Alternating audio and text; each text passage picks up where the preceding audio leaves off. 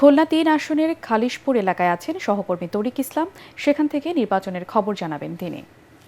সালাম স্টিল ভোটের গাড়ি নিয়ে আজ আমরা চলে এসেছি শিল্পনগরী খুলনাতে। আমরা এখন রয়েছি খুলনা ৩ আসনের অন্তর্গত খালিশপুর এলাকায়। আমরা সকাল থেকে এলাকার ভোটারদের সঙ্গে কথা বলেছি, জানতে চেয়েছি আসন্ন নির্বাচন নিয়ে তাদের মনোভাব কি। আমার পাশে দুইজন সম্মানীয় ভোটার রয়েছেন, তাদের সঙ্গে একটু কথা বলবো। আপনার কাছে একটু জানতে চাই আপনাদের এই এলাকার খুলনা ৩ আসনের সমস্যাগুলো কি কি আছে।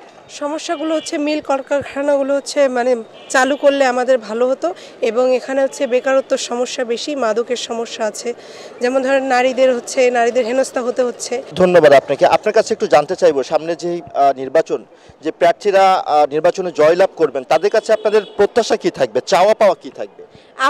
আমার প্রত্যাশা থাকবে যেন নারীরা রাস্তায় ভালোভাবে চলাফেরা করতে পারে এবং ভালো করে যেন তাদের কাজের ক্ষেত্রে যেন কোনো সমস্যা না হয়।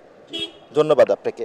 শুনছিলেন যে এখানকার ভোটার যারা রয়েছেন তারা বলছিলেন যেহেতু এটা শিল্প অঞ্চল এবং দীর্ঘদিন যাবত এখানকার শিল্প কলকারখানা বন্ধ রয়েছে, যার ফলে কর্মসংস্থানের একটা ব্যাপক ঘাটতি এখানে রয়েছেন। তারা বলছেন আসন্ন নির্বাচনে জয়ের মাধ্যমে যারাই ক্ষমতায় আসবেন তারা এলাকার শান্তি শৃঙ্খলা অবস্থার উন্নতি করবেন, পাশাপাশি এলাকার যে শিল্প অঞ্চল সেই শিল্প অঞ্চল তাদের আগের রূপে যেন ফিরে আসতে পারবে সেই ব্যাপারে তারা সজাগ দৃষ্টি রাখবেন।